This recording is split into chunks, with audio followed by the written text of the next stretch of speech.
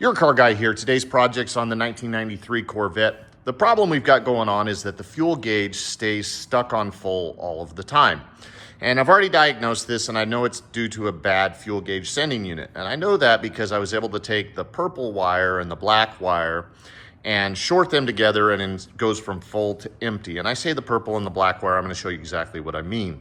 So I've got my new sending unit here, and I'm going to show you how this should work and what kind of resistance you should see on your fuel gauge sending unit. And this is a really easy job to do. It's not something that requires any real special tools, but you can do this job yourself and get it done pretty quickly.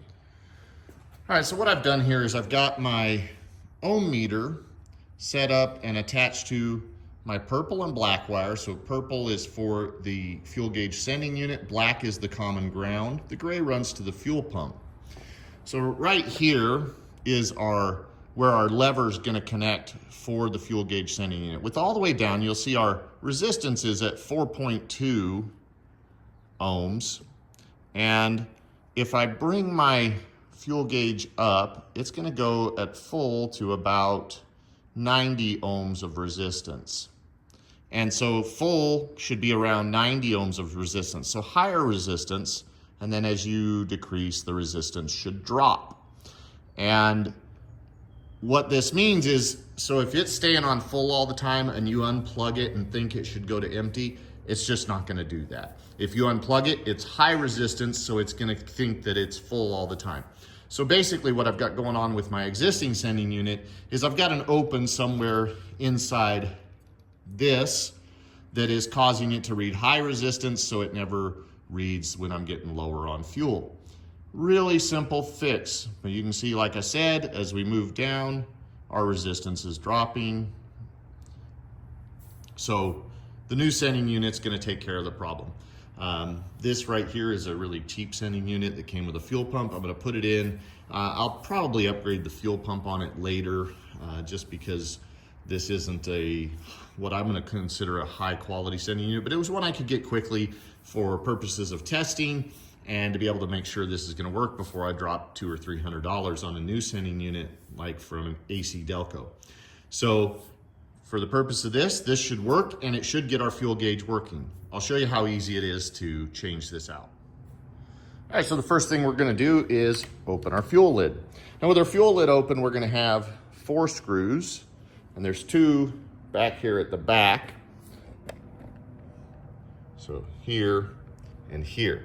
Now, I doubt that these are the original screws. Somebody's probably been in here before because they don't all match. So that's a giveaway that they're not original. But most of them are these Torx. I believe it's a T15 or a T20. I'll tell you here in just a second. Yep, they're T15. So I'll just remove, and I say T15 because 3 of the screws are this T15 and 1 is a Phillips head, which dead giveaway that they are not the original screws as I get into this. You'll also want to take your fuel cap loose because it's going to come off with this tether with the assembly. Once our screws are removed, you can simply lift up and set this whole assembly out of your way. With the assembly out of the way, now there's usually a rubber flap that goes over this. And in this case, that rubber flap is torn and missing.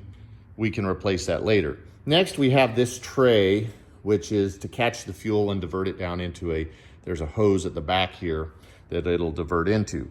This is something that just simply, we're gonna pry it into the inside and lift it out over this and try not to get any debris down inside our fuel tank. So we could put a rag or something right here just to protect it. But we're gonna peel this back to the inside, if you see like this. And if this gets torn, don't worry, you can order these. This one is torn, I can see over here on this side. We can order a new one of these, and I can do that later. I don't have it here, so I'm gonna go ahead and get the job done, and I'll replace that piece later. All right, I got something in here to keep debris from falling down into the tank.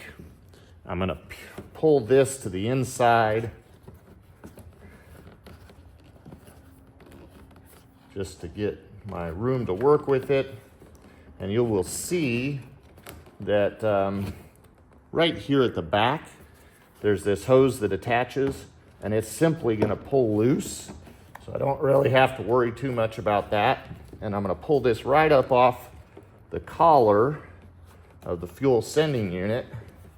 It'll pull out over it. Get that hose loosed. Like I said, I'll replace this piece later just because it is broken here, and I don't like that. All right, so with that out of the way, we can see that there are 3 hoses hooked up. We're gonna have our fuel fill, return, and vent hose. And then we have our sending unit wiring right here, which you'll notice there are 4 wires coming into the sending unit, but only 3 at the sending unit. No, that's not a problem, not gonna cause any issues.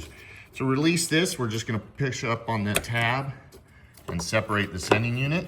It's out of our way. We'll take these clamps loose. I doubt that these are factory clamps again. Somebody's probably been in here before. This may have been replaced. This one is a squeeze style clamp.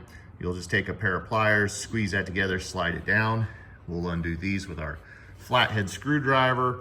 And the hoses will have a tendency to stick on the metal line, so you can take something like a pair of pliers and gently just work them back and forth, kind of rotate them, and it'll help break them loose to slide them off.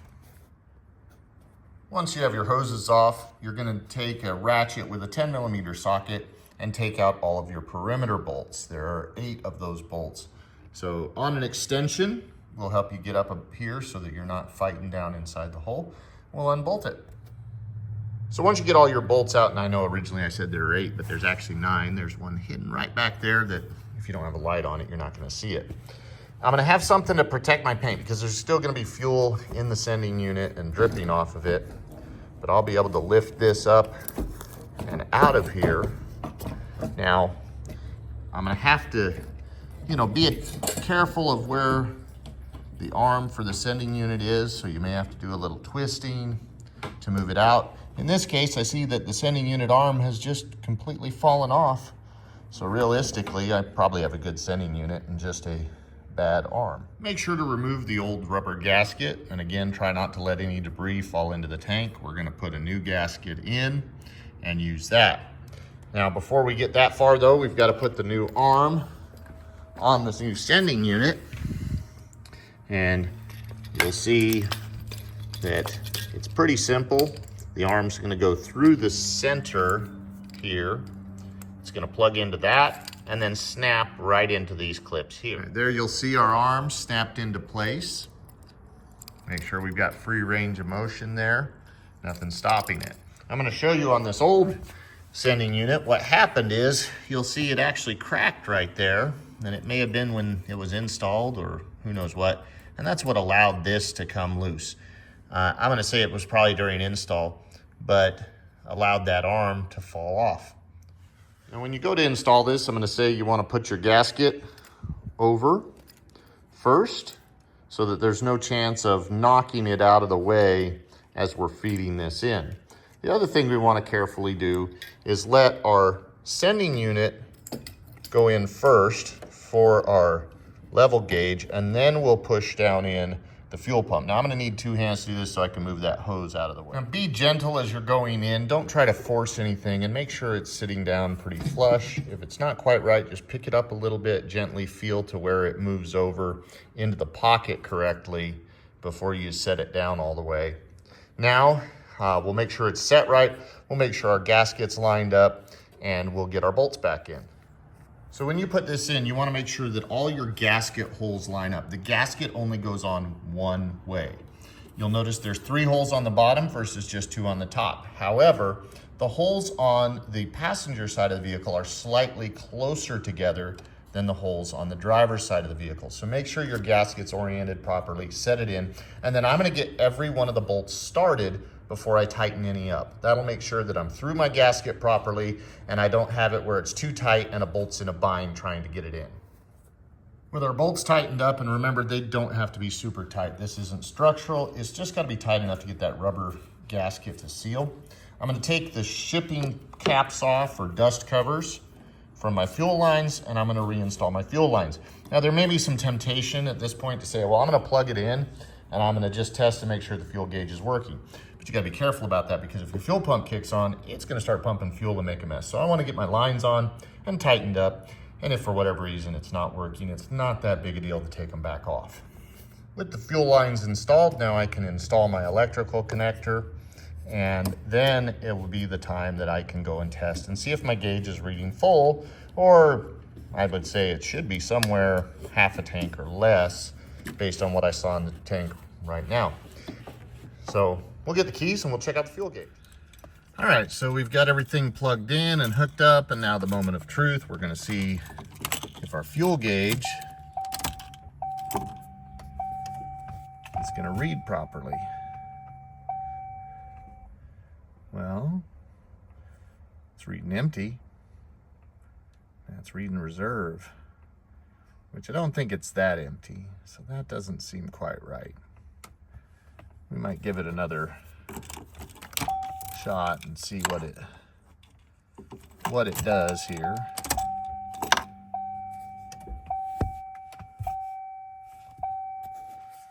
Make sure that fuel pump works.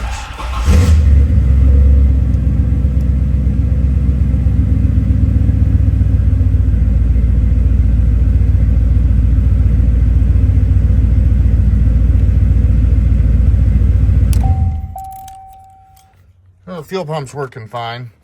We'll run it down the road to the fuel station and see what it does.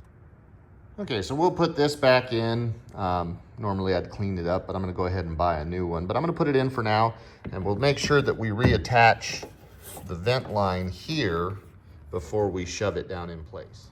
All right, with that back in place, we'll simply put our fuel cover back on. Fuel cover just sets right back down into place. We'll put our 4 screws back in, put our fuel cap on, and then we'll run down to the fuel station, fill it up. I think that float arm might be just sticking a little bit. We'll give it a little bit of vibration, see how it does.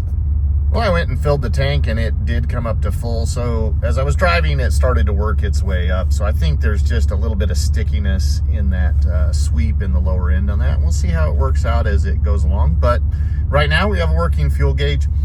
Obviously I could have bought a better branded sending unit, and that would maybe help it even more. So after replacing the fuel sending unit and filling the tank, the gauge is working. We'll see how accurate it is, but if you've got a vet that the fuel gauge is not working, I would test your resistance back here at your fuel sending unit first. Remember, the more resistance it has, or if it's open, it's gonna read full, not empty, which may seem counterintuitive. But it is working. This was a quick, easy project. Really wasn't that expensive to do to get your Corvette back up and going with a fuel gauge. So, you know, of course, afterwards I would make sure and watch and see just how well I'm doing as far as is it staying accurate. So continue to watch your mileage and fill up and just see if it's staying in an area that you believe is correct. This is your car guy. Please like and share the video and subscribe to the channel.